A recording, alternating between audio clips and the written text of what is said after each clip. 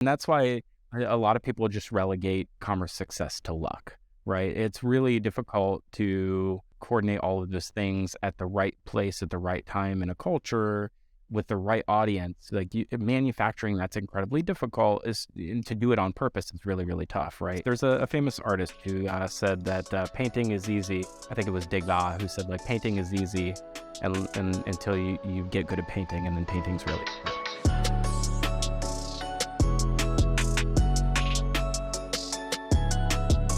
All right, folks, welcome back to another episode of You're Not Your ROAS. I have one of the biggest brains in the industry with an incredibly interesting history. And also, you just put out a really great tweet about the Anthony Bourdain kind of vibe that you really are really candidly cultivating at Future Commerce. But Phillip Jackson, welcome to the show.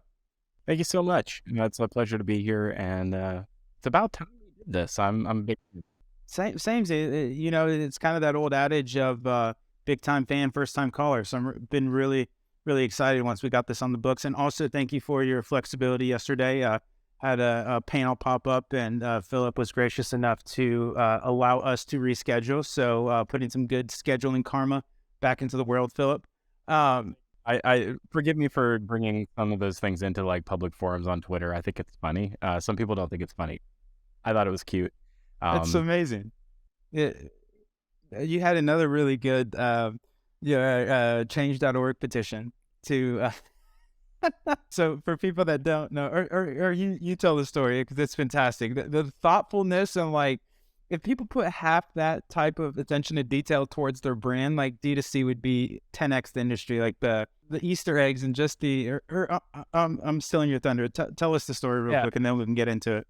It sort of piggybacks on. So we're actually longtime partners. I don't know if you even know this. We go back a little ways. We launched a show over Future Commerce. So Future Commerce, for those that aren't aware, is a media company that covers the intersection of culture and commerce. We have 5 properties, 4 podcasts, and a couple newsletters.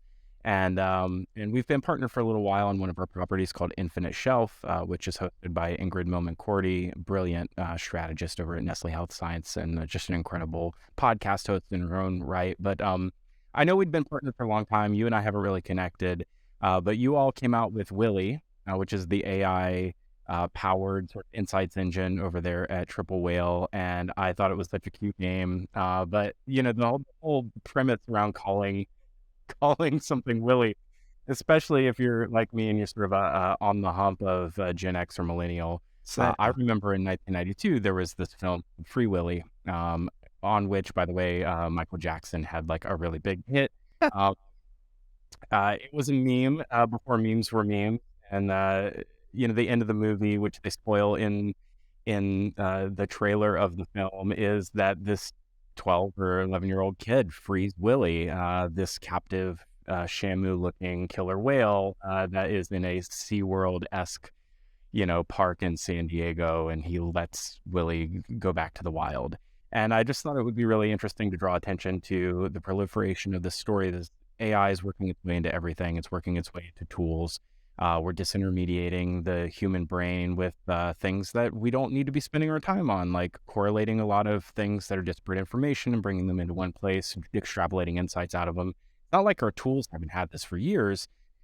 We haven't been able to brand them things like Willy in a really long time. And so I created a change.org petition to draw attention to the fact that there are people in this world who believe that these intelligences are a new form of sentience, or we're on the cusp of AGI, or you know, artificial generalized intelligence, and that, you know, some people are worried about a future where these, you know, these beings and these intelligences are subjected to doing trivial tasks for us, and what that might be like if you were to put yourself in the position of Willy. So I'm like, hey, free Willy. Let's all go, let's get behind freeing Willy. And then a total of 11 people in the world, Rabba, have actually signed this. The real ones out there. You're free. I was really, my team was mad because I spent time writing that petition and not writing a newsletter. And it's so good. Like, we'll link it in the show notes. It's literally like prose. It's like a level of like passion someone would have like around climate change or politics or something. I mean, it was so on the nose. I loved it. Yeah. You know, you took me down a tangent because I want to lay the foundation of kind of who Phillip Jackson is, where you were, where you are, where you're going. But the AI stuff is just, it's catnip to me.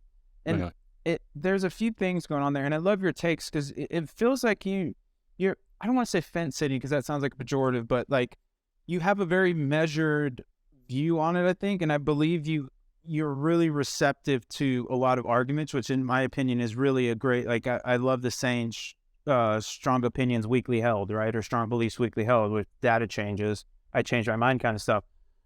But the meta level of it is really fascinating to me because there has never been, if you think of like the world as a store of productivity, right?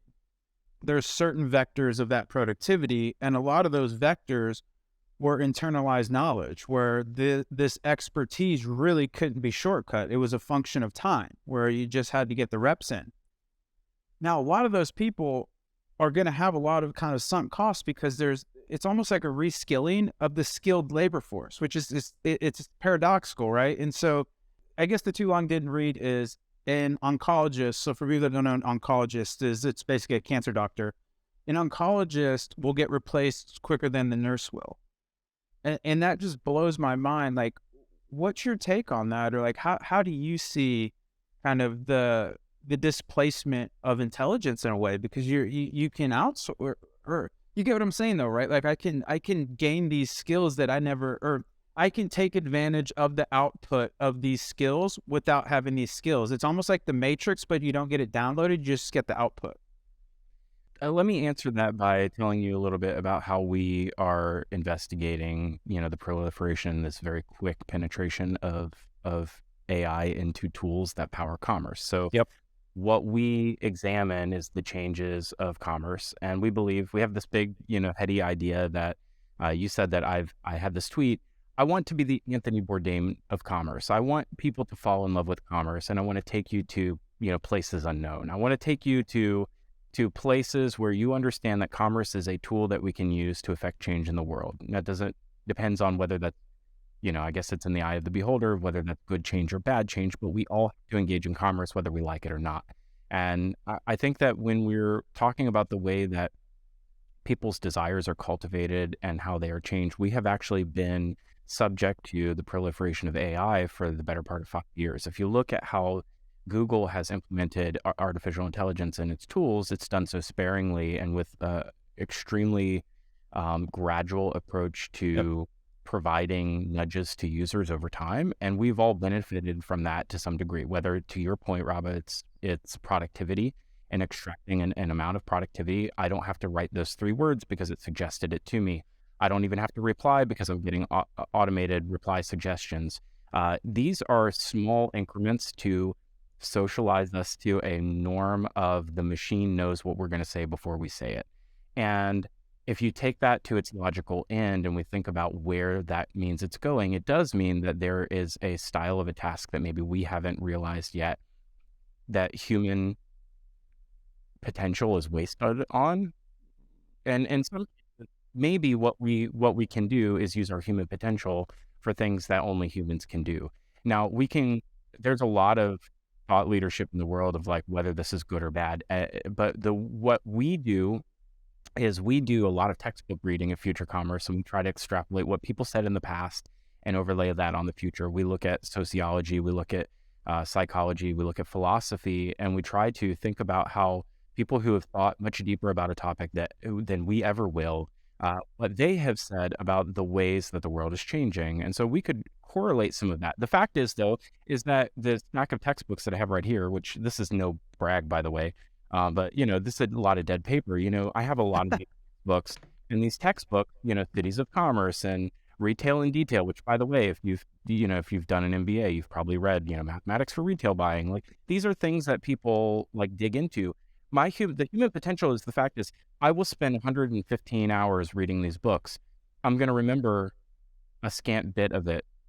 Correlating the information found in the book back to something that's relevant in the moment is a really difficult task. Yes. When you think about how the knowledge that's contained in these books is then overlaid on some future state in your career, and you can bring these things back to the fore without having to spend the time to read it, without having to spend the time to extract the insight, and without having to go ahead and make time to remember it, I do think that we're at like this incredible moment, but it does democratize things away from people that are logicians or people that are coders or people that have typically been, gatekeeper is probably a strong word, people who have been a barrier, like a style of thinking and a mode of learning and the capability of extrapolating and reasoning data out of a system and turning that into action. Yep. That is a particular cultivated skill that very few people have had in our industry. And that's why our industry looks so homogenous right now. Imagine a future where anybody can break into e-commerce because they have tools to it that allow them to do so. I think things look very different in 5 to 10 years. No, that's a wonderful way to put it. I totally agree with you on pretty much all the points. The one, can I toss you like a big philosophical matzo ball? Sure. Okay. If this starts to go down the path that I think it is, and we have so many data points, and I create a machine that essentially will give you the idealized, say, we're optimizing for happiness, whatever your happiness is, we'll just call it happiness, right? Would you follow those prescriptions and take kind of like the decision out of your life and just do that? Because that's what I'm struggling with, where it's like, again, we'll definitely get into the fun commerce stuff, but Phillip is just, I love his brain. So I just want to ask him this, like, it's almost getting really close to that free will question of like, if a machine can decide better decisions for me, do I want to take the suboptimal choice because I made it, or do I want to follow what the machine says? Does that make sense what I'm saying? Well, let's make this real for 1 second and let's do a little thought experiment. So back three years ago, maybe just before the pandemic, I looked at my closet. Now, one thing you may not know about me is that I, in 2016, I weighed 334 pounds. And no, what? I did not know that. So I had a developer bod. So at one point in time, I was a software engineer, and this brain was powered by Mountain Dew and hot dogs. And 2016, I kind of reached a breaking point, and I found myself on a lot of prescription medication. I found myself addicted to alcohol. Found myself in a cycle that I just didn't feel like I could ever break free from. And in January 17th of 2017, I changed my mind. I woke up one day and I said, I can't live like this anymore. And I went for a run. And many, many years later, I think 6 years now we're in, is many years later, I'm 6 years sober. I lost 143 pounds through diet and exercise alone. I had to do something different to achieve a different result. That's a whole other story, whole other time. But one of the things that comes along with that is a dramatic restructuring of everything that I knew. So the clothes that I wear, my style, how I put myself out into the world. And now I'm at an age where I have to make decisions. And there was a lot of fatigue around it. And I rebought the same wardrobe 3-4 times. I tried to do Stitch Fix. I was losing weight rapidly. And I just didn't, even though I was achieving the body that I wanted at the time, I was having the same sort of problems of nothing really fits quite right. Nothing really, I don't know what my style is. Yep. And I tried to outsource it. I gave it to Stitch Fix. I said, you tell me what my style is. And it just wasn't, even though I was outsourcing the decision, I wasn't necessarily happy with the result. I still wanted to maintain some level of control, even though that control was frustrating to me. What I landed on was, I'm just going to wear black. So I went to wardrobe. About 3 years ago, I got a bunch of black t-shirts, a lot of black pants, and I'm a sneaker guy like you. The only amount of decision fatigue that I want to have in my day is which pair of sneakers am I going to wear today? Yeah. And everything else is already decided for me because I made that one decision. It's a meta decision many, many years ago. I think a lot of decision making like that is actually when we take control away from people, it's not about taking away free will. Happiness is a fleeting emotion. Joy is a state of being. They're two different things. A series of happy events strung together over a long period of time creates the feeling of joy. I don't know if AI can give us joy. It might give us fleeting happiness. I think we still want to maintain some control. And so I don't know if that answers your question, but it does. Back to my experience tells me that users do want to be in control. and they'll be fatigued about the control, but that's what actually creates the state of feeling, reproducing feeling over time that leads us to a state of being rather than a momentary, fleeting emotion. It really does, and it kind of changes my tune, because I was kind of pessimistic about it, but now as you kind of lay out those things, I'm very optimistic. So, because to your point, decision fatigue is massive. It's something that I've really struggled with, especially at my transition from CMO to chief evangelist, where finally I have all this leadership and I'm still kind of getting over the PTSD, and like the fog of war is starting to clear a little bit. But I'm realizing, to your point, there can be a misallocation of brain power to actual, like, does it really matter what you wear that much? Probably not. But like, does it matter if you go to the gym or if you eat healthy or whatever? And to your point, if you're spending those thought cycles on things that aren't getting you towards, the too long didn't read is, I think what you're saying is that if AI can create an environment that can push you towards your goals, and not only remove decisions, but make the right decisions easier. Because I think a lot of people are path of least resistance, and everyone I know that is great is like a master of his or her routine. Like, very rarely do people just wake up and I work this time, where it's like, oh, I'm up at X time, I'm doing Y, I'm doing, like, the decisions in their day are so, I mean, Jobs was the same way, right? Where Steve Jobs notoriously wore one turtleneck, jeans, and his New Balances every day, essentially. And so that's a really interesting take. See, I'm so glad I got to ask that question. Now, the robots are not coming for me. You add one sort of a layer to it, and then I'll let you get back to your line of questioning. But I do think that there's a big, there is an element of how much free will do we truly have already in the modern economy. 100%. People whose jobs it is to create demand, right, and to aggregate attention, know that people, if you turn on the ads and they're just persuasive enough, you can test your way into creating demand. And so I think we have been at a moment. We had one of our most popular podcasts on future commerce for many, many years was an older episode called The Dark Side. And it was predicated around a story that at the time, and this I believe was maybe 2016, 2017, predicated around the story that a man had taken, his father had passed away, and he had taken all the transcripts from every text message, every chat that he had with dad, and sort of posthumously created some sort of this experience where he could chat with him. Now, it was nowhere near what we have today with a lot of large language models, but he wanted to evoke the feeling, right? The feeling of having a daily conversation with his father. And, if you take that to its logical end, you can probably draw a line between the fact that, Todd Snyder sent me a display ad that made me buy a denim jacket, and then made me want to buy shoes that go with the denim jacket. And then, next thing you know, between a series of lookalike audiences, I'm now a sneakerhead where I wasn't necessarily before, and it's all predicated on one purchase that led me down a rabbit hole. I don't think that those two behaviors are so very different from each other. There is the natural human need to want to create or persist a feeling, and then there's the other where there's the marketer's role and the role of brands in our world, where we relinquish some control over our free will to them because we like the feeling that we get from it. And those are actually, I think, very similar. They're very different use cases. They're expressed wildly different to each other, but they come from the same emotional center, is that we're trying to chase a feeling or trying to chase an emotion. One we can manufacture, another one we relinquish control.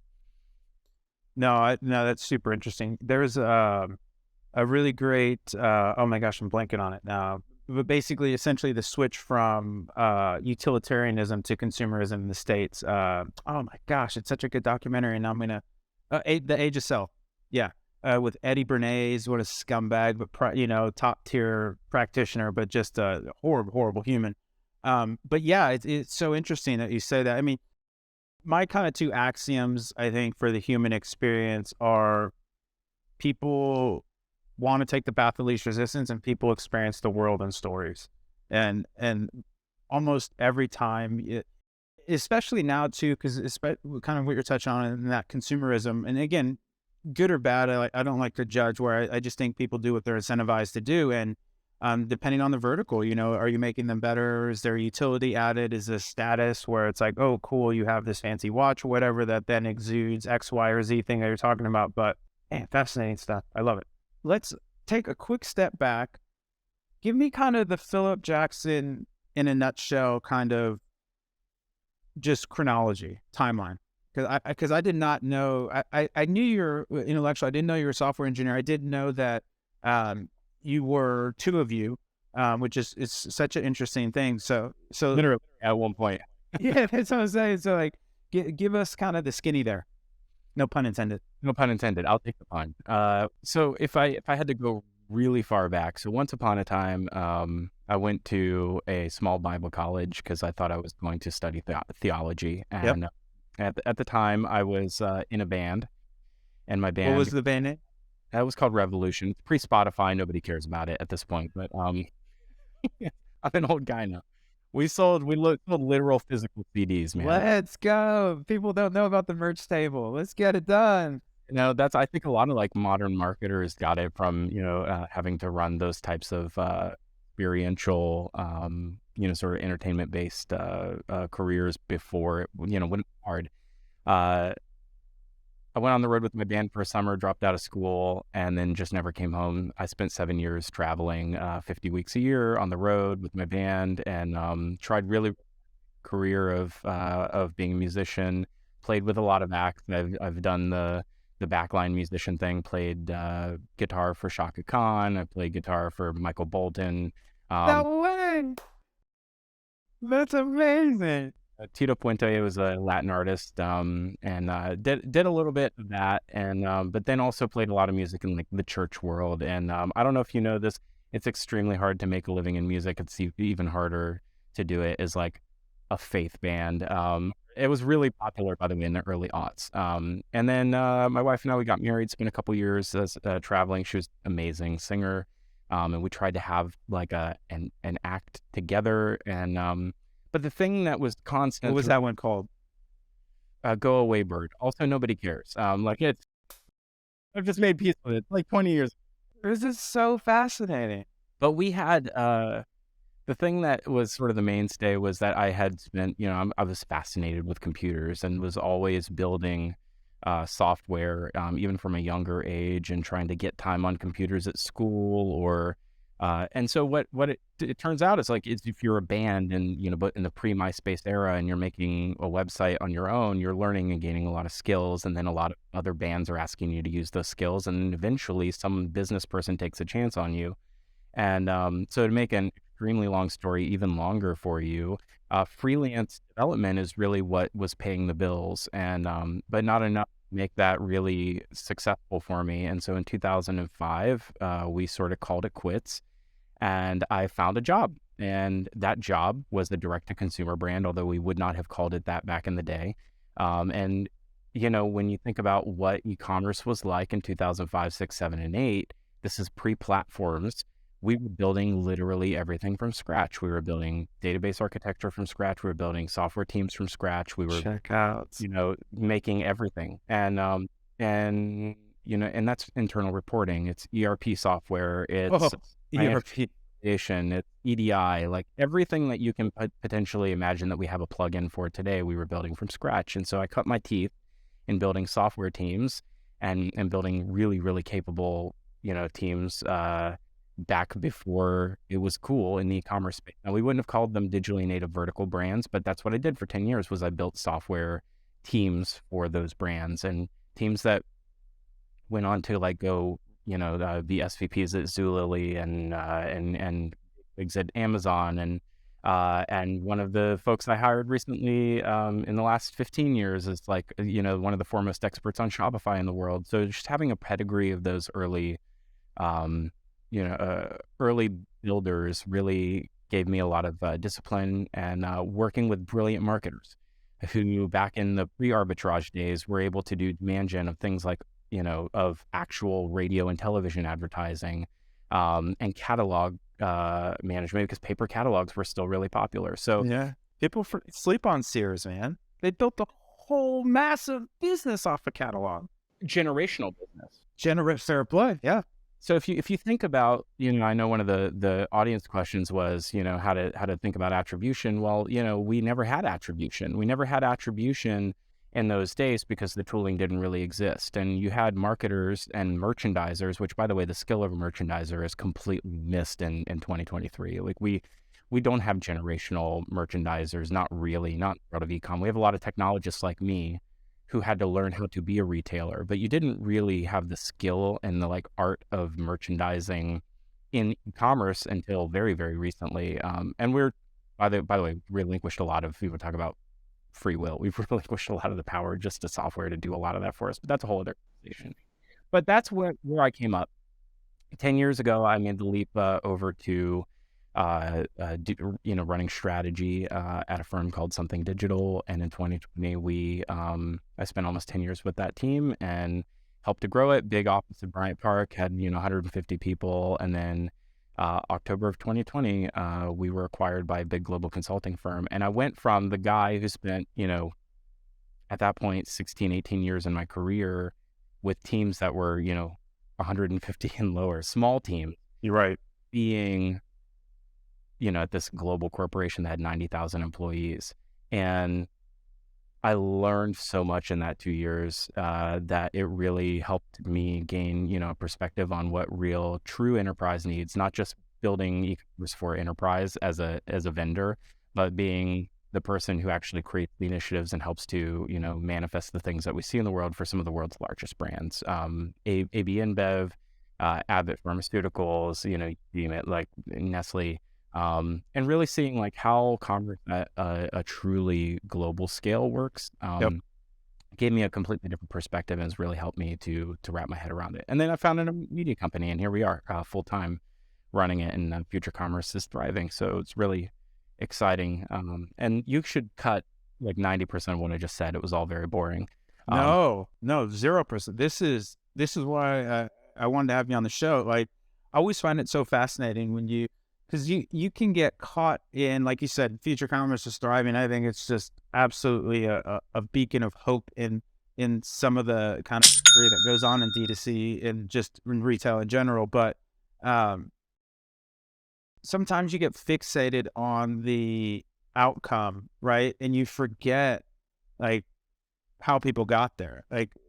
And candidly, the most interesting people usually have a really interesting history where you learn musician, groupie, you're hustling merch, you're doing this. Oh, now I'm actually getting into the binary zeros and ones. Oh, now I'm scrumming, I'm scrum master, running a team. What a wild, wacky, it's kind of, again, Steve Jobs reference of you can't connect the dots forward, only backward, right? Because I have the same kind of just totally wacky path as well, but I think sometimes there is a certain aspect of when you have, especially when you're younger and you have that breadth and range, it can really set you up for understanding who you are, what you want, but more importantly, what you don't get it, what you don't vibe with. Because sometimes there was a big PM out of Microsoft, I forget the study, but essentially he was doing a study on happiness, which I prefer your joy is a better framing of it. But anyways, the too long didn't read was, instead of actually trying to add happiness to your life, a faster path to more happiness was actually reductive, where it was take away the things that are causing you unhappiness, take away the things that are pissing you off, because there's almost a natural state if you can start to get aligned with, not to sound hippy dippy, but just nature and your own truth, that you're in this kind of default happiness stage, and it's the environment that starts to really degrade from that happiness. So anyways, too long didn't read. I love it. And Axe, man, amazing. I knew it with that hair. I think I've always played a role in any team, whether it was in a band or whether it was in tech. I guess you could say we're in tech. It's more retail than anything else. But right. When there's a hole, I'm always the first person, always a gap. I can raise my hand because I'm willing to learn, and I'm willing to reskill. And I've always been the person to say, just put me in, coach. I just want the team. And I think that if there's something I kind of have to look back, connect the dots backward on, is making sense of the arc that I've had, is that the skill to gain in the modern era is the skill to acquire new skills. And Yep. if you don't do that, right? I just look at the last 3 to 4 years and how, the D2C era turned into a performance marketing heavy conversation and then attribution.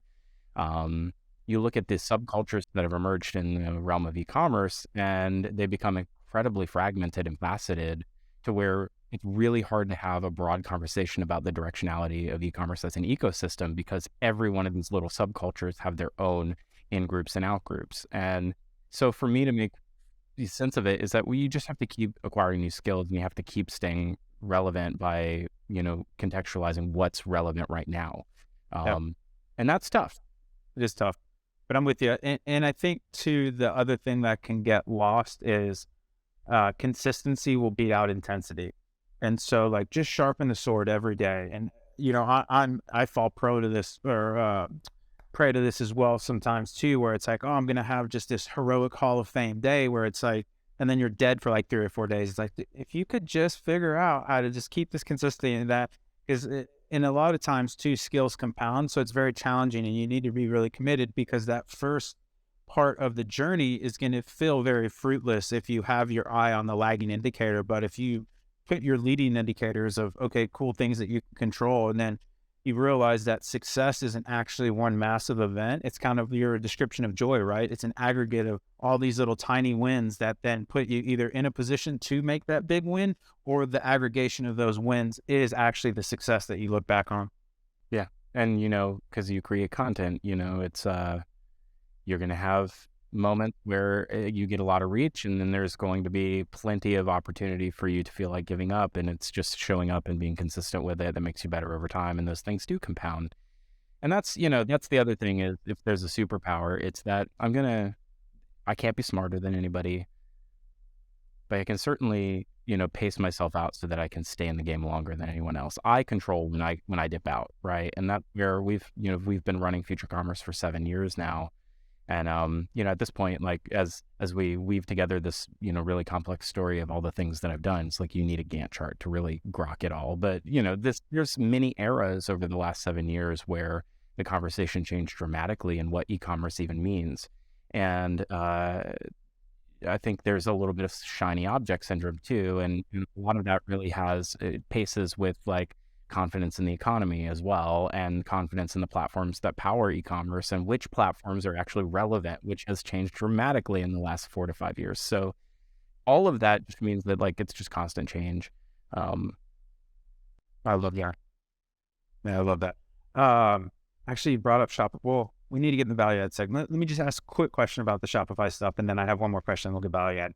What did you see? They sold off their, so they had a little bit of a haircut in terms of layoffs. You never want to see people lose their jobs, but that seems to be, I think a lot of these tech companies just got over their skis, where you look at massive headcount.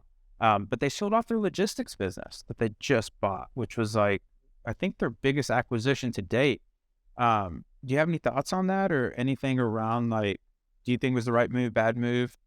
Well, I'm not an analyst in a traditional sense to say that like I understand the totality of Shopify's business and its strategy around like acquisitions. I do know that Shopify has spent a ton of time over the last few years making measured bets in other SaaS ecosystem players. So we've seen it across the board. We could run down the list. At this point, I think that really just this stock trade with Flexport is making a bet in the ecosystem that aligns very closely. If I had to like narrate it, it aligns very closely with the other bets they've made in the ecosystem, akin to Affirm and some others, right? So Yes. having the position that they do, where they can see where dominant players have longevity, and aligning with those and trying to find upside with them. They've made investments in companies like Yahoo, which, has been Triple. and exactly. And so that when you look at those, it seems like it's right in line with the strategy that they've been running for the last few years. I think doubling down on what you're really good at is That's a good point. smart thing for for investor confidence, especially when you're a publicly traded company and you have stakeholders to worry about, shareholders. So I think like the longevity of business, especially a publicly traded one, has a different number of levers they have to pull. If you want to contrast that with Apple's not great news earlier this week, they had to counterbalance some of that with stock buybacks, right? So you have to use cash back to your shareholders in a way that continues the upward or, at least plateaued trajectory of a stock. So the shareholders, wisdom of the crowd, seem to like the moves from Shopify. Yeah, I think it's like a 20-25% Yeah, big run, right? Not a bad bump. And I think also if you look at their GMV, so again, I'm not an analyst, but if you look at their gross merchandise, which is the total number of dollars transacted on their platform that flows through to merchants, Shopify has the largest number of stores as a platform. So think of them as landowners in the e-commerce landscape. They are a formidable continent unto themselves, and that continent is growing. And it's growing beyond analyst expectations. And I think that is unexpected in our economy, which further tells you that like the global economy and especially the US economy isn't following the typical trajectory of what you might expect in consumer confidence in a high inflation era. And so I guess everybody doesn't know what's going on. I would say I don't know what's going on, but it seems very good for Shopify and shareholders seem to like it. So yeah, no, you kind of changed my tune again. I think that's right. I think the bet was, being this full stack, right? And it just seemed like they spent I think it was Deliver, I believe. They just spent a ton of money on it and they just couldn't get it to work. And so I think to your point, like let the people focus on what they focus on best and we'll offload this not for a loss and we'll just hope that it then materializes with Flexport kind of crushing it. But it's a really good point because I do think that when you do make bets and they don't pan out, it's best to, close the position and move on versus putting good money behind bad, because then you get into some really weird quagmires. But about the conversation that we've had over the last couple of years too is the trajectory of Shopify and sort of our recontextualization of what they are. We saw them before as a pure vertical player that only services the online merchant. And then we saw them as an omni-channel player that can facilitate a lot of merchants. POS. As a growing multimodal, multi-capable part of a retailer's arsenal. It's like I can also like manage, fulfillment with them. That changes how I think of them. The divestiture doesn't change how you think of them. I think that they successfully have transitioned to enterprise. They've successfully transitioned, like where they occupy brain space in their buyer's mind is incredibly important. And they've successfully done that. Now, whether this was a successful financial move or not, I think is something that, shows up on the P&L. But the way that we think of Shopify, the PSYOP that is, let's think of Shopify as being broad to everybody and competing against Amazon, that's been incredibly successful. And I don't know if you did that without the Deliver acquisition. Yeah, that's fair play, 100%. Where now I'm tracking what you're saying. The positive impact of the narrative shift has kind of already been internalized. They can't really get the thing to work, so let's just offload it to somebody else that can. No, that's a really good caveat there. I mean, I'm old enough to remember GSI. Like lots of companies have tried to have one hand to shake in a really complicated relationship. Commerce is hard. Commerce is hard. Logistics are hard, especially too when you're a heavy essentially a tech company, and you can do really well with bits, but atoms are just almost antithetical, right? Like it's hard to move atoms versus they're just different skill sets. And you kind of saw that Apple showed that as well when they tried to get into some of those plays where they're just a really competent hardware company. iOS is kind of coming around, though, to be fair. But okay, finally, let's get to it. Okay, this is a value add segment. Why the people bought the ticket. Tell me about Future Commerce. So 7-year overnight success, 7 years in the making. Give me the skinny there. What's the elevator pitch? Why'd you start it? What are you guys doing now? I want to talk about the Visions Conference, talk about archetypes. Go for it. Spread your wings here. So yeah, I think we touched on at the beginning is, our goal here is to change the conversation. And I think that there are many, many, many places where you can get tactical advice in the ecosystem. There are very few places where you can understand and contextualize where the future of consumer is going and where culture is shifting. When people ask me, what is the future of commerce? I give them an extremely unsatisfying answer. And the answer, the broad generalized theorem, is that the future of commerce is whatever the culture decides for it to be. You cannot take a technology from one culture and transplant it to another. Why? Because commerce is a language. And there are ways that language and communication and this value exchange, this discourse that we have, that only work in one language and don't work in another. You can ask yourself, well, like, give me a really solid example. One of those is that some cultures have developed in their language gendered nouns. We do not have that in English, right? Some cultures do. And so the way that we bring the cultural expression of commerce from one culture to the next, there will be a lot of similarities and cultural normatives.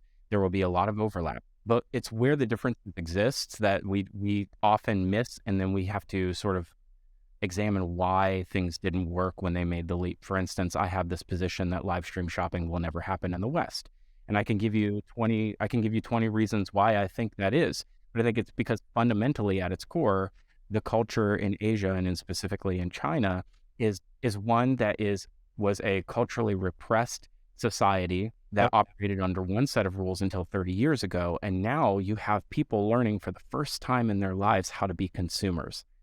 And they are immersed in this becoming of a consumer. You and I, and maybe others listening, we may have been raised in a culture where we are consumers from the moment that we're born and we're taught to consume.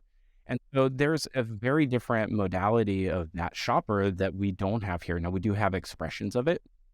That is like the number one big picture conversation that we have at Future Commerce, is that we study these things and we put them into newsletters, podcasts, research, print pieces, and events that will wow you and make you think about the world differently.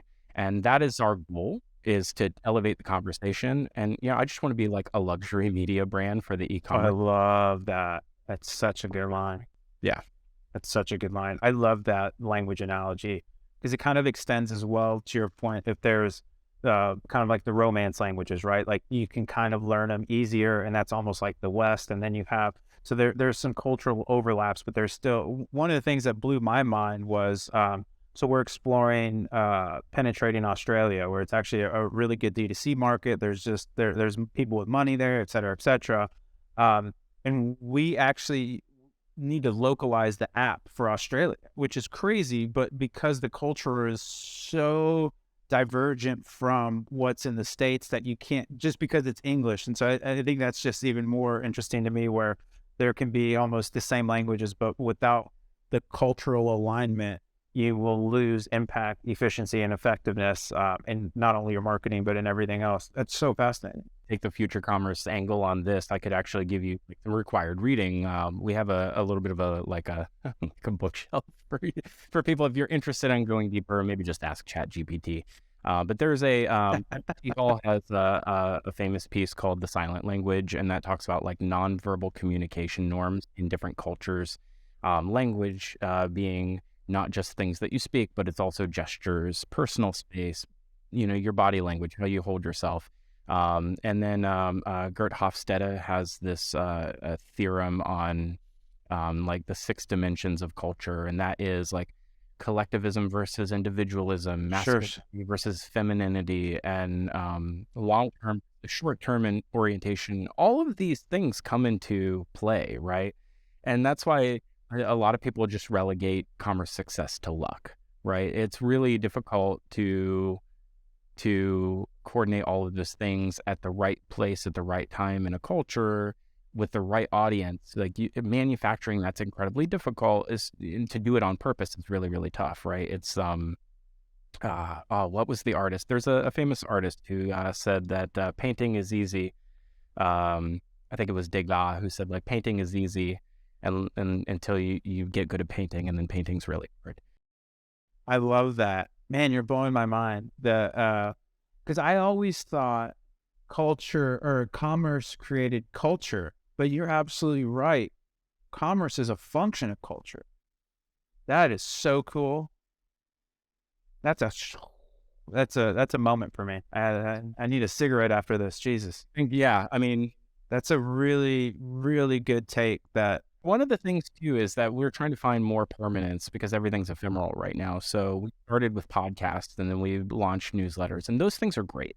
But what I found is that people can't all often remember where they heard something, especially if you're a prolific consumer of content. So people that read newsletters are heavily indexed to read lots of newsletters, and people that listen to podcasts are heavily indexed to listen to lots of podcasts. And depending on how much content you're consuming, you may have very little recall about where you heard something. yep. And so what we have shifted into doing is, especially in the last year and a half, can we make things that have more like object permanence? It's like, what are things that exist in the world? So in December, we launched a book called Archetypes, That's so cool. and a physical event that sort of launched it at Art Basel, and that has sort of recentered us around more IRL, deep experiential, high concept events that infuse both art and commerce together. Again, trying to change the conversation away and the modality of how we're used to interacting with things in the world of commerce, and purposely doing it different and in a way that we could only do that no one else would ever dare to touch. No, I love that. No, the Archetypes it's a work of art, man. It is not. It's so interesting too, because to get to that level of deliverable, there's so many things that have to go right. Like from the concepting, right, to the ideation, to the design, to the execution, to the writing, to the actual literal design of the book, to the way you guys deliver. Like everything was just chef's kiss. It was really, yeah, your attention to detail. Now I get, because of your pedigree and software, where software is very, very unforgiving compared to other more like art stuff. And so that rigor has totally came over. But also, it's such an interesting mix that you are, because you have this incredible like left brain, but you also have this really inquisitive, curious right brain. It's really fun to follow. That means a lot to hear you say, and I think you really have to experience it for yourself to really grok what we're talking about. And so I'll shamelessly plug archetypesjournal.com. So cool. You can see that, or futurecommerce.com to see like the breadth of everything we do, from trends reporting to others. But you're not kidding, right? Like we started from scratch, literal scratch, and we commissioned photography. We created an entire art design system. We hired modern dancers. We had docents at our event at our Basel, sort of like Sleep No More meets modern dance meets e-commerce, persona, brand development. And but if you told e-commerce people, by the way, like lots of people were really surprised. We kept them waiting outside. They had to like take this personality quiz. Which archetype are you? And it puts them into the story. I'm a sage. I'm an explorer. And so you now, with this write-up where we spent a lot, one of our team members, we're a small team at Future Commerce. We have 10 people. But one of our team members is like this incredible researcher, spent 15 years at Condé Nast, Rachel Swanson. She's incredible. And she helped us, devise this way of like teasing out all these nuances of people's behavior and their brand alignment. And so, yes, it is very deep. And I think the challenge for us is like, how much do you beat someone over the head with the depth of the thing that you're trying to create, where that there's a lot there. Or do you let people discover it for themselves? And one day when the light bulb comes on and they go really, really deep and they realize it's like, wow, that's when you become beloved, when you become, Yep.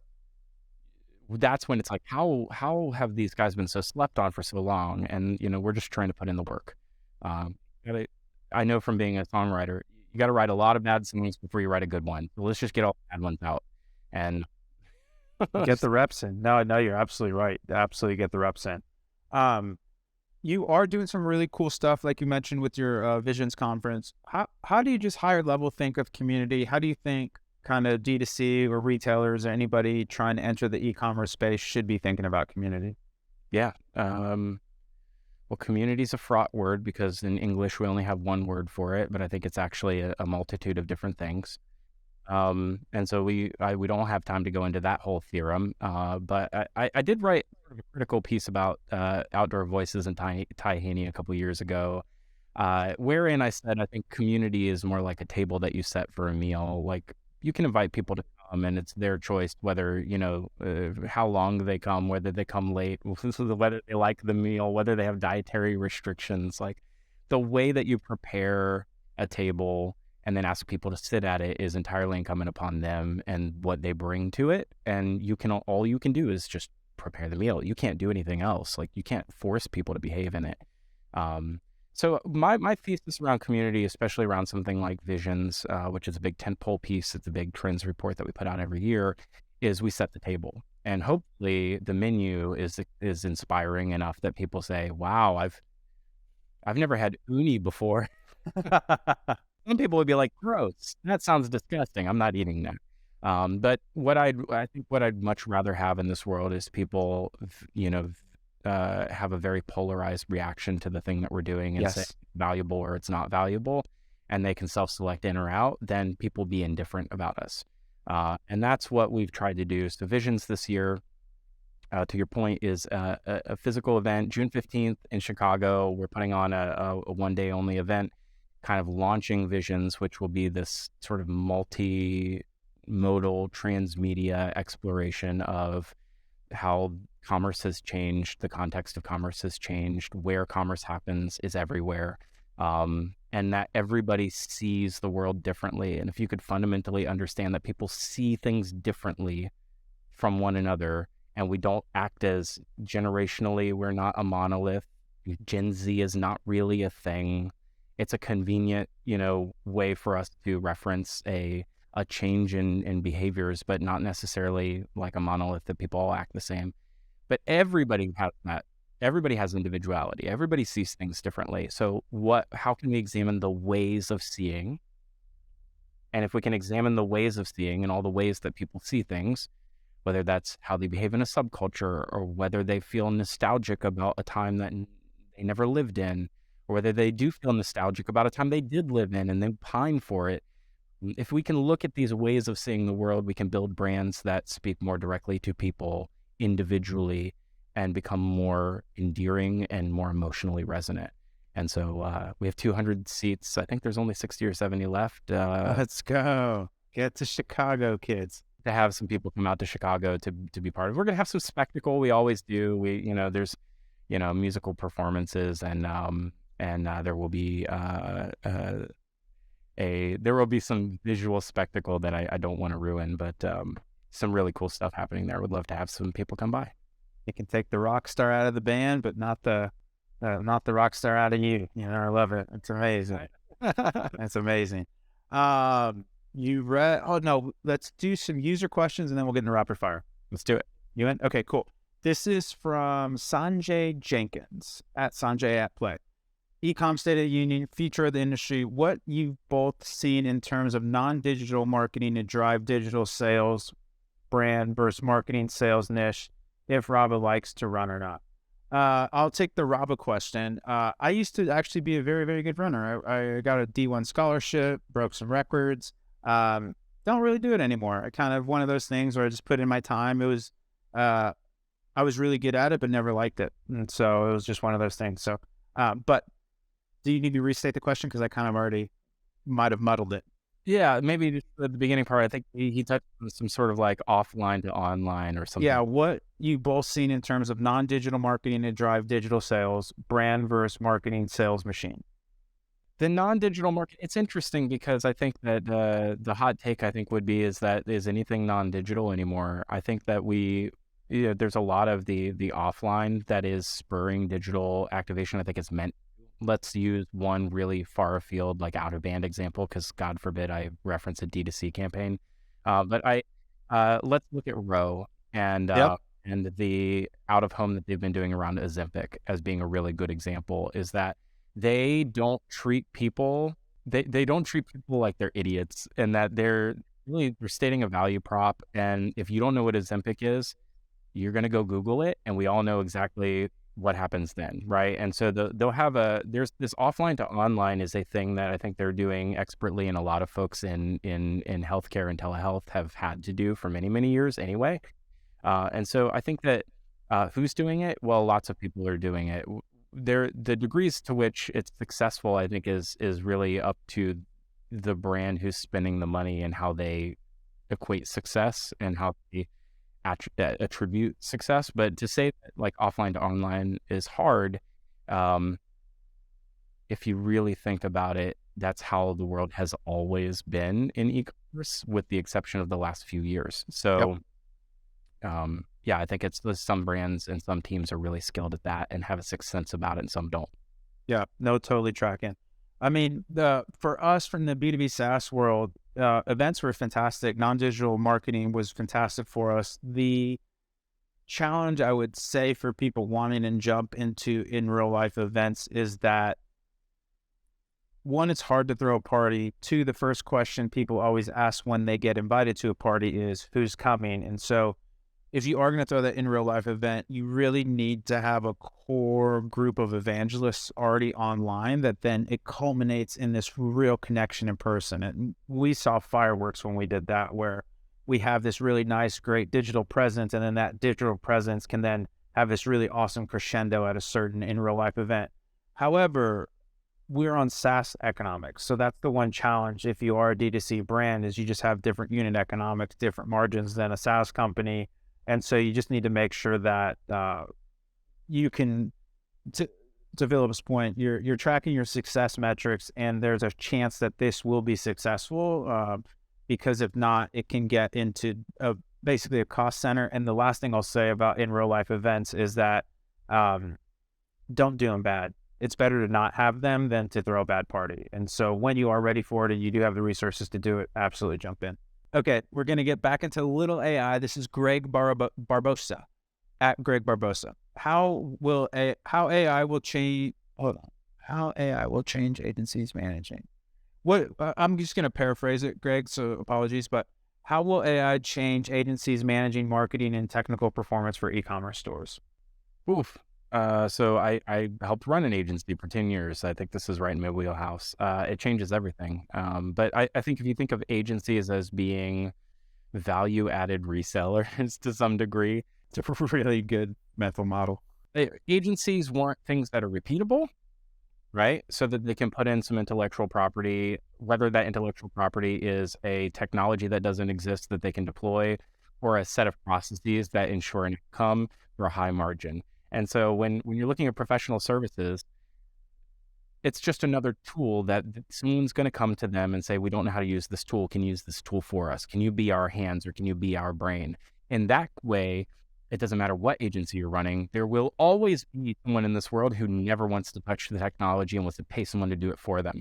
100%. That is, like, will it disrupt the nature of the work that we're doing, especially in e-commerce? Absolutely, it already is doing so. Right? From the coders who are told they're not allowed to use the code, tools in GPT, who are going to do it anyway. Yep. Writers who are going to use it just so that they don't have to go through writing another brief from scratch. Like, we're going to do the fun stuff that we want to do. We'll offload the rest of the machine. We've already been doing that already. We've been doing that for ages. I don't think that changes agencies. In fact, if anything, it's going to create more opportunities for the B2B companies of the world who sense they should be using a tool and don't want to use it for themselves, to come and find people to do it for them. That's my take. Fantastic take. Amazing take. One more question from the homie, Jess, out of Rhode Island, Hire Fire team. This is kind of talking about the linkage between digital and retail. So how do you measure retail lift from digital ads? Can smaller brands do it? Can digital ads even push to retail? This is not my wheelhouse, but I will give you my perspective, and that comes in the form of sort of a bit of a parable.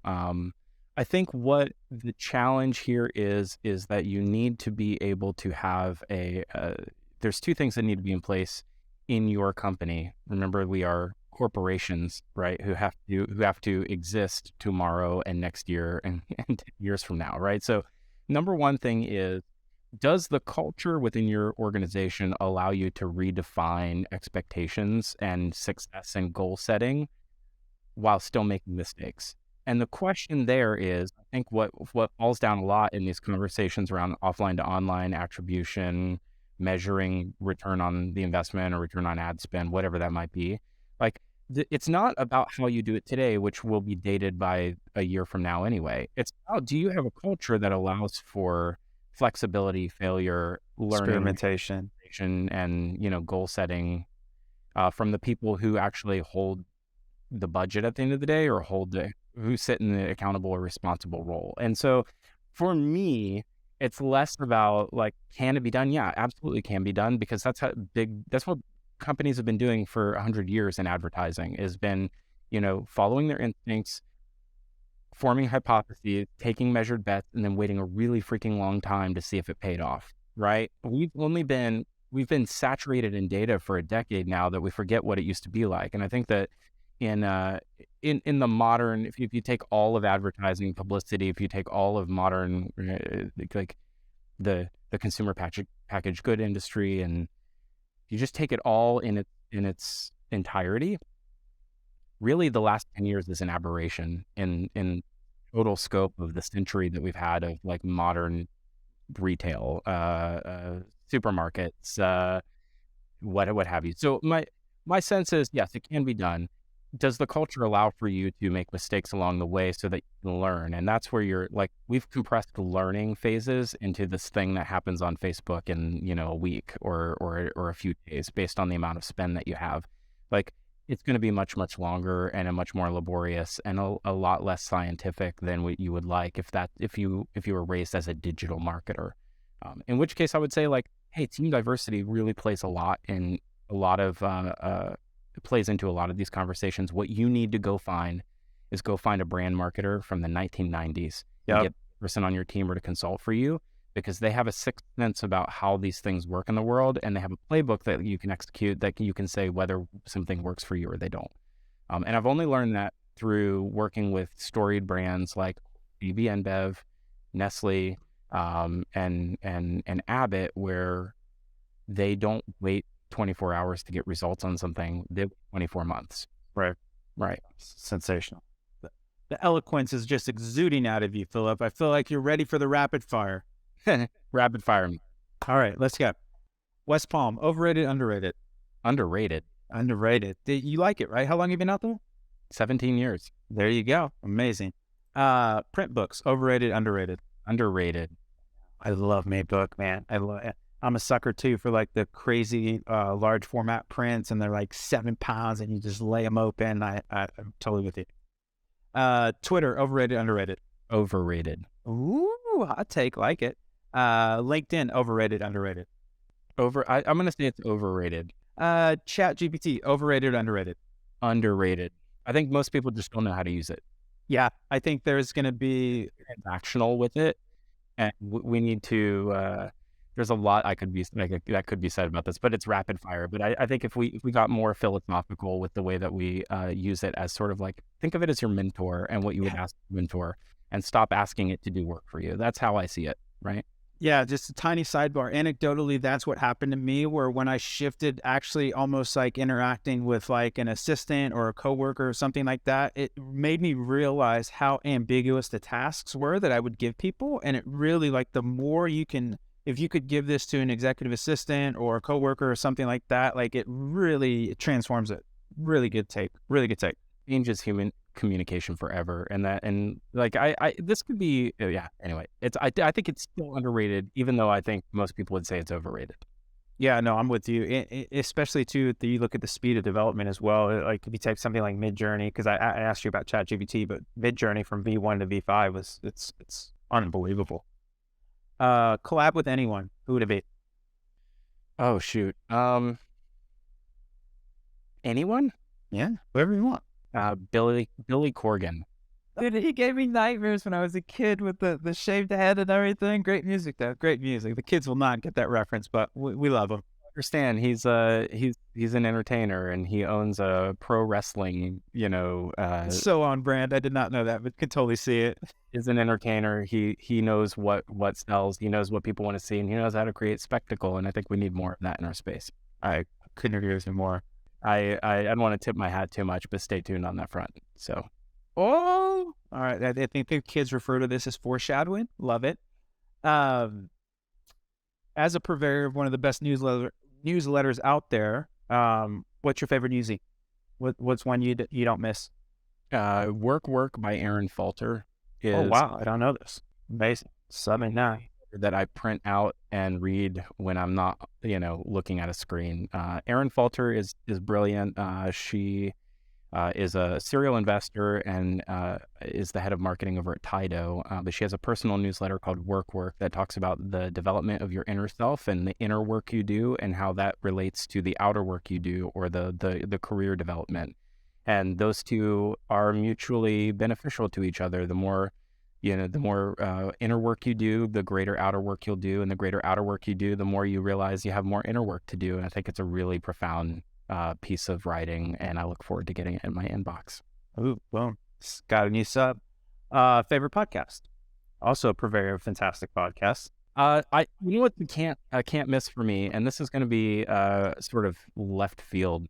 I listen to a podcast called Screen Drafts. Now, this is an interesting podcast. It's a long format, 4 to 5 hour show sometimes, where there is you have to buy into a conceit. And the conceit is that there is a draft happening where there are draft commissioners who invite these gamers to come on to draft their favorite films in a given very specific niche or genre.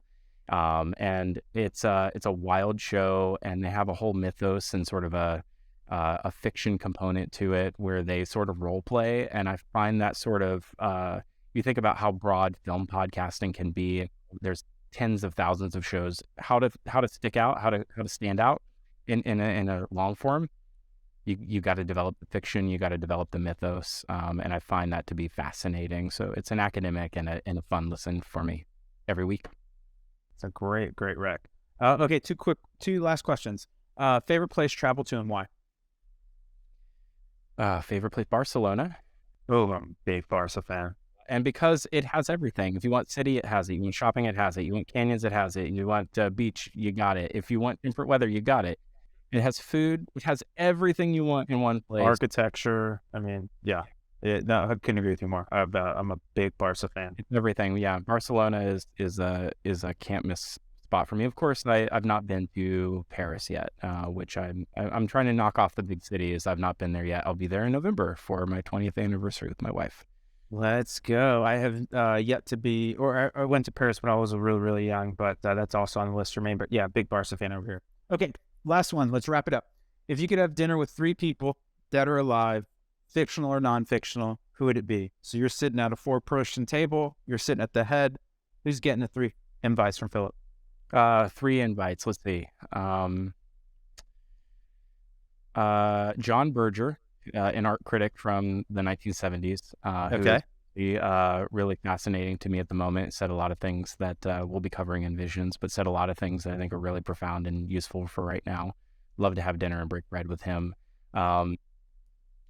I think Marshall McLuhan, who is like a media theorist from the 50s and 60s, wrote Understanding Media. Media is the massage. Prolific thinker. And then like my oddball one that I think the 2 of them would play off really well with, Marilyn Manson, maybe. Oh my gosh.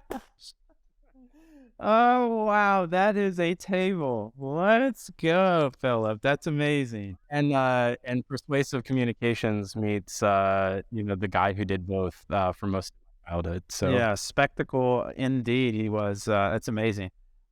Phillip, dude, this is, I think, highest insights for me per minute. I mean, again, I was so excited to have you on. And sometimes I say don't meet your heroes, but you have totally exceeded my expectations. The way you think, the eloquence in your responses, just a masterclass. How can people get more involved in Future Commerce? How do they buy tickets to Visions? This time's yours. Plug whatever you want. Futurecommerce.com is the place to go. Futurecommerce.com/summit is how you'll get to the tickets for Visions. And if you are so daring to go down the rabbit hole, go over to archetypesjournal.com and discover your archetype and pick up the book.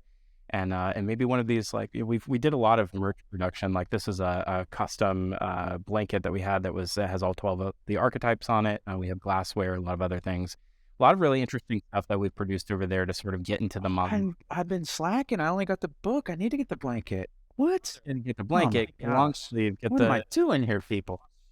I shall fix this egregious error once we get off.